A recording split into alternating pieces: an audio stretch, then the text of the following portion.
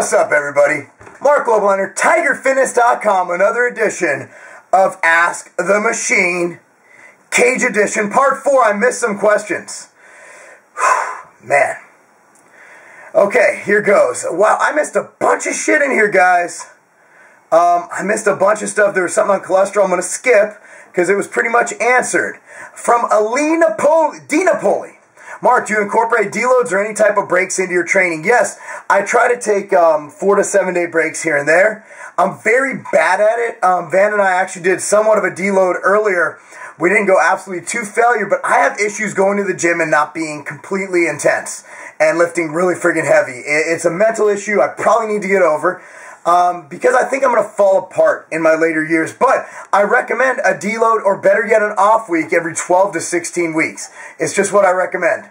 From Jared, do you think they will ever come out with a supplement as good as creatine for natural bodybuilders? Well, creatine is, hold on, Gallon Bro. Eat my ass, you anti-bros. Okay. Creatine is so damn good, it's going to be tough. I mean, we've had a lot of near hits. We had beta-alanine, which is still great, but it's not creatine because it doesn't give you that immediate muscle growth. The thing about creatine, it's so proven, and the fact of the matter is, it gives you that immediate burst of muscle. So you're going to notice immediate results, where if you're not a big beef eater, a big meat eater, you're going to get tremendous gains. 10, 20 pounds people gain in their first cycle of creatine. But the bottom line is there could be. It's going to be hard to do. I think branched chains are awesome. I think branched chains were probably out before creatine, but the bottom line is that they, they give results. And the study I participated in was absolutely phenomenal in the results. But the bottom line is creatine, you see it quick. That's why, I recommend my basics: creatine, branched chains, fish oil. And a good way, because honestly, the amount of shit I'm taking in, I'm drinking a ton a day, because if I'd eat that in all food, I'd kill myself. Juan says it's already out, pink magic. I'll leave that one alone. From Jay Thomas. Marc, how important is it for naturals to stick to routine to the T, as opposed to just lifting heavy with intensity? Also, do you recommend younger guys, I'm 19, really focus on staying lean while bulking? Share your experience when I was young. When I was young, I was fat as hell, but then after I got done playing football, I got really lean. I actually modeled in men. Believe it or not, my ugly ass was in Men's Fitness and a couple other quasi-gay magazines. But but I recommend sticking to a routine. But if by all means, instinctive training, see, overload's overload. Yeah, androgens do their thing and they work. But for people who say that, bad form and this and that, and steroids help. But you know that guy at the gym who's been on a lot of shit and still looks like shit, like he doesn't even lift? And you go up to him and you go, do you even lift, brah? That is the reason why I shouldn't even have to explain to you. Hold on. I got to get that call back later. I don't even have to explain to you why steroids don't do the work for you. So, if you feel like going heavy and going off a routine and you have experience, do your thing. And honestly, for natural lifters, I love these natural guys who go on these all-out dirty bulks, whatever you want to call them. The bottom line is a natural guy is going to gain, at best, 1 to 4 pounds of lean mass in a given year, unless you're an absolute beginner. So to think that by getting really, really fucking fat, you're going to gain more lean mass than if you controlled bulk and stayed within an appreciable, 8 to 12% body fat, that's absolutely stupid. I don't like my body fat getting a percentage above 8 to 9. And, and for natural guys, it's really not necessary to do that. Noah Williams, will you send me dirty underwear? Yes. Would you like skid marks or no skid marks? Either way, I will, I will adhere to that demand.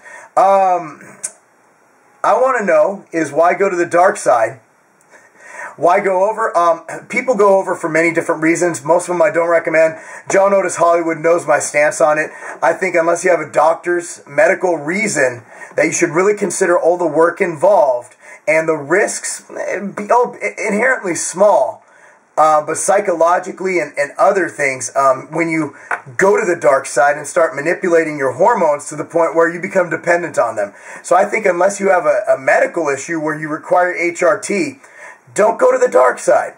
Don't do it. Why? For, to look good on the beach, you can look fine. Look at Chris Jones. Look at Matt Ogus. I mean, look at Doug Miller. Look at Kurt Widener. Look at these awesome natural pros. Look at my buddies Chad and Damon. They're friggin' in their, Chad's like 38, Damon's 45. they could knock, I mean, Damon's won NPC shows. You don't need to do it, guys. You don't need to do it. Doon, doon, doon, doon. Remember those NBC shows for all you know? Okay, Abe Froman, he was mad at me for not answering this. He's my favorite troll. Anyway, he's also, I think, Van's favorite. How do you manage to govern yourself accordingly? I get the relation there. At all times and still maintain mental health and shreds on top of striations. My mental health is questionable. I'm in a very good spot in life. I gotta say, I didn't always have it as good as I do. And I think when you come from humble beginnings, you tend to appreciate what you have in life more.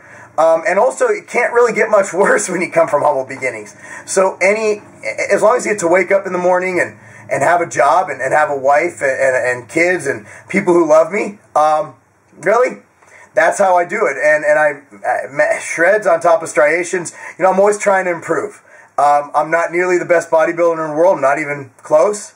I have small arms and small calves, and, you know, it is what it is, but I always do my best to improve. Jordan Green says, opinions on Frank Yang and his passion for black men. Also, who do you think will win between August and Jones? Did a video on August and Jones. Told you I was getting a lot on this. Frank Yang, guy's hilarious. His passion for black men, by all means, if you love black men, go for it, bro. Okay? David Vance. Okay, that was just a comment. Okay, Matthew Rose. In the business that you are in, how difficult is it to get yourself high up in the supplement industry like yourself? What advice could you give to somebody who is greatly interested in a future in the supplement industry? I didn't start in the supplement industry. I started on the publishing side, and that parlayed me into the supplement industry. My recommendation would be to work your way up within a company and cement yourself in the industry, get a reputation as someone who works hard and gets it done. It's like any other industry. If you can show a company an ROI for your employment, you will go far. It's like any other industry. My wife did in the printing industry when she started her career. So bottom line is outwork. I think Lane said it best. That applies to all areas of life. You know, if you outwork and outsmart your competition, which are fellow employees, it's survivor, man. And that's how you move up in any industry. Get to know the right people. How difficult is it? Well, you could do what Alan did and just, you know, show how smart you are, demonstrate it on message boards and articles, and become an expert and really be a smart motherfucker. Or you could do what I did and just hustle and outwork and not sleep and get on the road and you know, study and make sure you hire the right people. I mean, look, I ain't gonna lie, at the beginning of Scivation, dude, Derek, you know, it was he and I. We did a lot together. So you hire the right people, surround yourself with the right people, and you'll get the right results. Also, don't be afraid to be wrong. We're all wrong once in a while, you know, and learn from your mistakes and move forward, and entrepreneurs take risks. And that's what you got to do. Kyle. Opinions on a huge caloric surplus for an extended period of time and getting strong, big as possible in that time frame and 15 to 17% body fat versus lean bulking from 8 to 10% body fat and a slight caloric surplus. Assume intermediate level of physique development and strengths. Also opinions on recomping versus standard bulking cutting waves. Again, for natural bodybuilders, I don't recommend going above 12. Again, 8 to 12, maybe 15% body fat. The amount of lean mass you'll gain will be negated by the amount of time you have to diet, the amount of gains you'll lose by dieting, the amount of muscle you'll lose while cutting. So I recommend a slight bulk. Gain slowly. There's no need to get fat. I mean, even me at my fattest, I'm not going to be above, I mean, John wants me within 9 to 10% body fat. The fatter you get, the more you have to cut. That's why I'm against dirty bulking, unless you just want a reason to be fat and let go. If that's the thing and it helps you life psychologically, by all means, get fucking fat. Okay. Okay, still going. Russian says, all right, Mark, if, and there's a huge if I were to become an MMA prospect, would you sponsor my ass? Well, there's two questions, really. Would you sponsor an MMA athlete? Yeah, if there's an ROI on that sponsorship. Again, this is a business. I'm not in for charity. How are you going to make money for my company? It is what it is, and I try to tell people this. How are you going to market and make it so it works, you know? You look at the beginning of the company and what Lane and Derek did for Scivation. They were phenomenal at getting the word out, and Lane was he still is Mr. Branched Chain Amino Acids. So, you know, what are you going to do to help build the company? And at what point would you consider sponsoring when you can make money for the company? I don't care if you're a ballet dancer. How are you going to bring an ROI on the company? You know, it's just like hiring someone. They need to bring an ROI on that position. Not really a muscle farm guy, but blah, blah, blah. That was pretty much one question. Oh, what is your favorite supplement company on the market currently, aside from MTS and Ethitech? I have my partners I work with. I love Muscle Tech. I love iForce. I like my buddy at Cellucor. Their whole exclusivity thing kind of trips me out a little bit. I can't really get fully behind them because we don't carry the whole brand. Gaspari, Muscle Tech, obviously iForce. I'm in bed with them quite nicely. Great guys, just people I've worked with for years that we support each other. You know, it is what it is. Like Dave, the owner of iForce, I've been friends with him for years, and I like his products, I like his ethics, and by all means, I'll do my best to support him, and likewise. Next up. So, favorite product in each category, shit. Well, there was a favorite supplement company. Favorite product. Aminolast has been my branch chain. Protein, Protean by iForce, just because they have red velvet cake flavor. I don't give a fuck what's in it. It tastes good. I don't care about the profile. It tastes that good. Pre-workout, man, I got so many of them. Detonate mixed with Hemovol, Craze mixed with Hemovol. The Jekyll and Hyde stack from ProSubs. Those are my go-to right now. Van, which is your favorite kid? Damn. You know what? Which is my favorite kid? I don't really have one. You know, it's one of those things. I love both of my kids, and I'm going to love the third one just as much. So, I'm going to just have to go with the politically correct answer saying I don't have a favorite kid. Nope.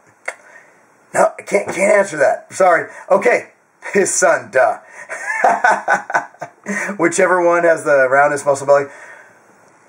Okay, from John, did I answer this? Mark, what do you think of women who perform fellatio on guys who lack in their hygiene? Guys with dick cheese. Actually, what do you think of forming dick cheese on your penis and the caloric value of said dick cheese? Well, here's the thing. If you're not lactose intolerant, by all means, if you can fit the dick cheese in your macronutrients, you know, that's fantastic. And also, there was a study done on caseinate versus whey post-workout and a whey caseinate blend. And they found the whey caseinate blend to have very, very beneficial results on muscle growth. So what I recommend is to mix your dick cheese in with your MTS Nutrition Whey. You have a phenomenal anabolic effect from the dick cheese whey blend. That's a stack. That kind of made me kind of nauseous just talking about that. And okay, tennis elbow, ice, fish oil, and maybe a product like Core Nutritional's Core Flex. Other than that, ice and fish oil. Ice, and rest if you can. What's different between human? Okay, I already answered this. How did I skip those? Man, I'm stupid. Okay, I'm still going past this stuff. Let me go all the way down.